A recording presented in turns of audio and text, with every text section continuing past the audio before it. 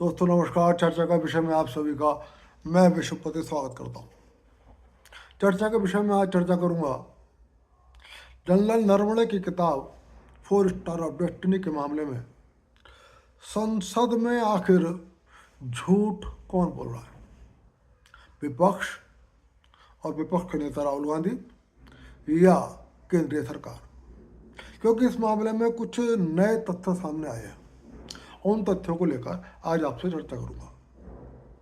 लेकिन उस चर्चा से पहले एक और विषय जो बड़ा गंभीर है उस पर भी बात करनी जरूरी है। आपको पता होगा कि राष्ट्रपति के अभिभाषण प्रस्ताव पर धन्यवाद प्रस्ताव के रूप में प्रधानमंत्री को अपना जवाब देना था, लेकिन प्रधानमंत्री ने अपना जवाब नहीं दिया। फिलहाल लोकसभा के अध्यक्ष की ओर से ये कहा गया कि उनके पास ऐसी सूचना थी कि विपक्ष की कुछ महिला सांसद कुछ ऐसी अमर्यादित परिस्थितियां संसद में पैदा कर सकते थे जो भारतीय लोकतंत्र के लिए एक बेहद शर्मनाक स्थिति सिर्फ भारत के लिए ही पूरी दुनिया के सामने होती। और इसीलिए लोकसभा अध्यक्ष ने प्रधानमंत्री से उस वक्त संसद में न आने को कहा था। फिलहाल इस मसले को लेकर विपक्ष और सरकार दोनों आमने सामने, लेकिन एक बात बहुत तेजी के साथ अफवाहों के बाजार में घूम रही है और ये बात बेहद चिंतित करने वाली है और बेहद शर्मनाक भी है। यदि सच है तो बहुत दुर्भाग्यपूर्ण है, झूठ है तो निश्चित रूप से ऐसे अफवाहों से और ऐसे झूठ से बचना चाहिए। दरअसल खबर यह है, जैसा कि सोशल मीडिया में लगातार दावा किया जा रहा है कि जब विपक्ष को बजट में लोकसभा में बोलने के लिए सरकार के खिलाफ कुछ नहीं बचा, तब राहुल गांधी को उनके नज़दीकी लोगों ने सलाह दी कि वो जनरल नरवणे की किताब को लेकर संसद में सरकार पर हंगामा करें, सरकार के खिलाफ हंगामा करें। लेकिन जब वहाँ से भी विपक्ष के पक्ष में माहौल बनता हुआ नहीं दिखा, तो कहा यह जा रहा है कि एक बेहद शर्मनाक रणनीति को अपनाया गया कांग्रेस पार्टी के द्वारा और लोकसभा में विपक्ष के नेता राहुल गांधी के द्वारा। मैं फिर कह रहा हूँ, इस तरह की कोई ऑथेंटिक खबर किसी के पास नहीं है, लेकिन चूंकि लोकसभा अध्यक्ष ने यह बात कही कि उनके पास ऐसी सूचना थी कि कुछ अमर्यादित हो सकता था, तो फिलहाल संपूर्ण मीडिया जगत में, चाहे वो प्रिंट मीडिया है, चाहे वो इलेक्ट्रॉनिक मीडिया है और चाहे वो सोशल मीडिया है, अफवाहों का बाजार गर्म है। मैं यही कहूँगा कि मैं जिस बात पर बात करने जा रहा हूँ ये खबर झूठी होनी चाहिए। सवाल सत्ता पक्ष का और विपक्ष का नहीं है, सवाल भारत के लोकतंत्र का है, भारत के लोकतंत्र की मर्यादा का है। लेकिन खबर यह है कि बाजी अपने हाथ से निकलते हुए देखकर राहुल गांधी ने कांग्रेस पार्टी की 5 महिला सांसदों को अपने कक्ष में बुलाया और उन्हें कुछ निर्देश दिए। कहा यह जा रहा है कि निर्देश ऐसे थे कि महिलाओं को जैसे ही प्रधानमंत्री सदन में घुसे उनके साथ धक्का मुक्की, उनके साथ हाथापाई, उनके साथ बदतमीजी करते हुए अपने शरीर को ऐसी स्थिति में ला देना है जिसमें कोई महिला, शायद भारत की छोड़ दो, दुनिया की कोई भी महिला समाज के सामने नहीं आना चाहती। राहुल गांधी के निर्देशों को सुनकर कहा यह जा रहा है कि वो महिला सांसदें शॉक थी, लेकिन 4 सांसद खामोश थी।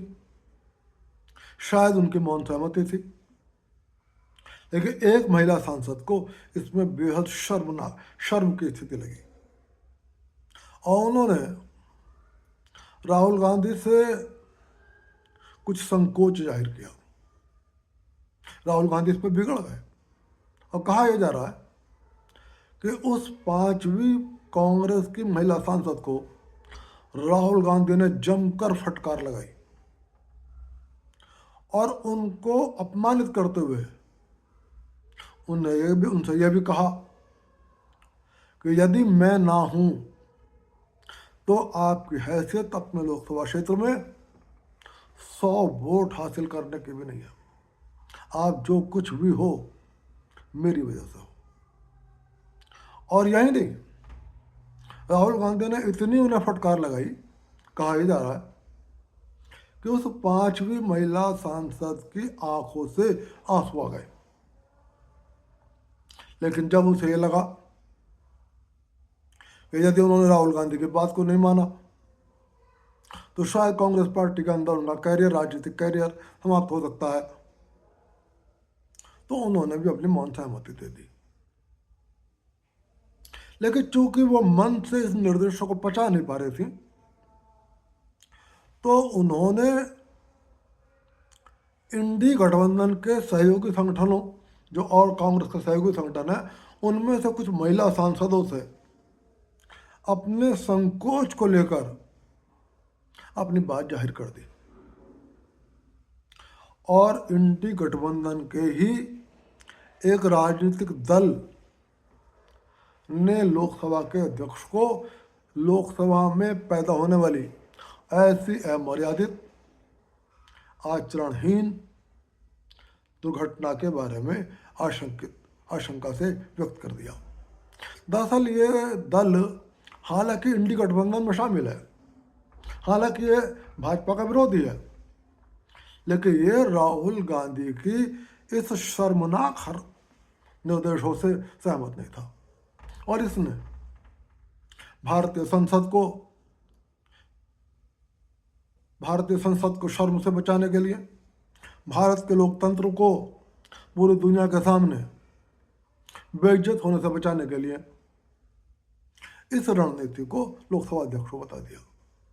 और उसके बाद लोकसभा अध्यक्ष ने जरूरी लोगों से मंत्रणा करने के बाद प्रधानमंत्री को सलाह दी कि फिलहाल चूंकि राहुल गांधी बदतमीजी पर आमादा है और यह महिला सांसद उनके निर्देशों को मानने के लिए बाध्य हैं, इसलिए आप संसद में ना आए। नतीजा ये हुआ, प्रधानमंत्री संसद में नहीं आए और धन्यवाद प्रस्ताव पर संभवतः पहली बार प्रधानमंत्री का भी भाषण नहीं हुआ, का जवाब नहीं हुआ, धन्यवाद ज्ञापित नहीं हुआ और लोकसभा भी शर्मसार होने से बच गई। फिलहाल मेरी इच्छा यही है कि यह खबर अपने आप में 100% झूठी साबित हो, क्योंकि ऐसी हरकत चाहे कोई सत्ता पक्ष का व्यक्ति करे, चाहे कोई विपक्ष का करे, उससे संपूर्ण राजनीति कलंकित होगी, भारत का लोकतंत्र कलंकित होगा और पूरी दुनिया में बदनामी होगी। इसलिए मैं यही उम्मीद करता हूँ कि शायद ये सब कुछ झूठ हो, लेकिन यदि ये सच है तो कांग्रेस में यदि कुछ लोग अभी भी ऐसे हैं जिनके पास स्वाभिमान नाम की चीज़ है, जिनके पास सोच नाम की कोई चीज़ है, जिनके पास इज्जत नाम की कोई चीज़ है, तो उन्हें सामने आना चाहिए और राहुल गांधी को चेतावनी देने की हिम्मत जुटानी चाहिए।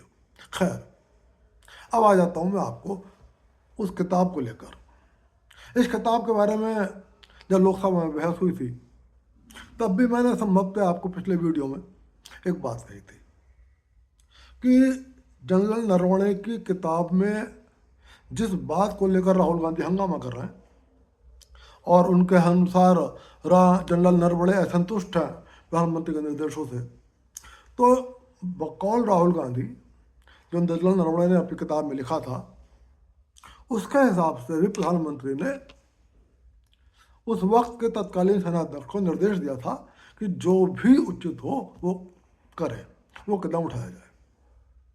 मेरे हिसाब से यदि हम राहुल गांधी द्वारा प्रस्तुत तथ्यों को भी मान लें तब भी प्रधानमंत्री 100% सही थे। और यदि वो किताब सच है, यदि राहुल गांधी क्या जवाहरलाल नरवणे ने ये सच लिखा कि हाँ उनको निर्देश दिए, और उसके बाद भी जनरल नरवणे को कुछ संकोच था या उससे भी वो कहीं ज़्यादा स्पष्ट आदेश चाहते थे या कदम उठाने में कोई संकोच कर रहे थे, तो मैं यही कहूँगा कि कम से कम मैं ये कहूँगा कि तब जनरल नरवणे का सेनाध्यक्ष होना शायद दुर्भाग्यपूर्ण है।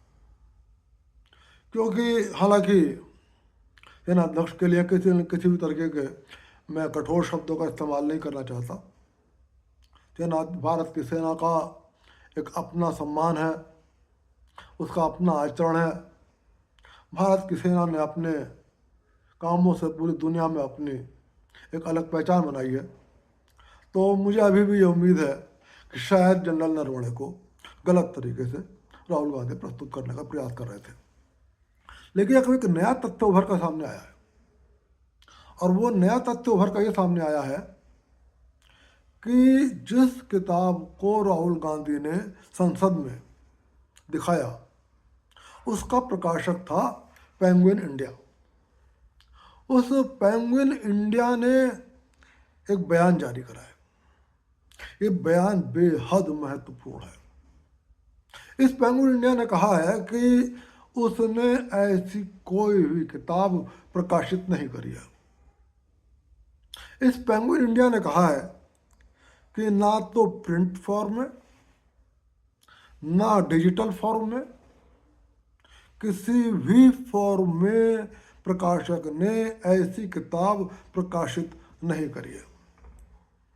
पेंगुइन इंडिया ने कहा है कि जब किताब का प्रकाशन ही नहीं हुआ तो किताब का सर्कुलेशन में होने का सवाल ही पैदा नहीं होता, और जब किताब सर्कुलेशन में ही नहीं है, छपी ही नहीं है, ना प्रिंट फॉर्म में ना डिजिटल फॉर्म में, तो ऐसी किताब किसी भी व्यक्ति के हाथ में, चाहे वो प्रधानमंत्री होते, चाहे वो विपक्ष के नेता हो या हिंदुस्तान का कोई आम आदमी हो, होने का, उसके हाथ में ऐसी किताब होने का प्रश्न ही पैदा नहीं होता।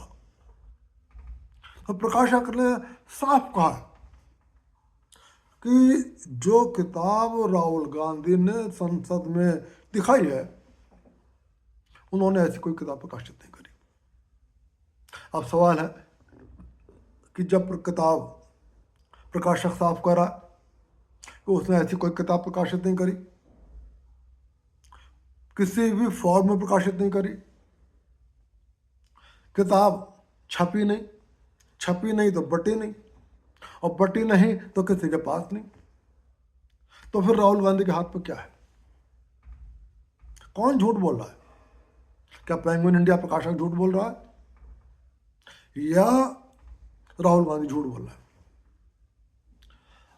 अब चूंकि प्रकाशक ने खंडन किया है, तो आज दिल्ली पुलिस ने एक एफआईआर दर्ज कर दिया, और दिल्ली पुलिस ने एक एफआईआर दर्ज करके दिल्ली पुलिस की स्पेशल टीम को जांच सौंपी है कि आखिर प्रकाशक झूठ बोल रहा है या प्रकाशक सच बोल रहा है। आखिर यदि प्रकाशक सच बोल रहा है तो राहुल गांधी के पास किताब कहाँ से आई, और यदि प्रकाशक झूठ बोल रहा है तो प्रकाशक के खिलाफ कार्रवाई होनी चाहिए। प्रश्न यह है कि यदि प्रकाशक सच बोल रहा है तो राहुल गांधी के हाथ में क्या था? बाकायदा राहुल गांधी ने किताब दिखलाई संसद के अंदर। किताब किसी के हाथ में राहुल गांधी ने नहीं दी, बस हाँ किताब के ऊपर एक जिल्द चढ़ी हुई थी, और उस जिल्द पर बाकायदा मोटे मोटे अक्षरों में किताब का नाम था 4 स्टार्स ऑफ डेस्टिनी। तो क्या राहुल गांधी ने सरकार को बदनाम करने के लिए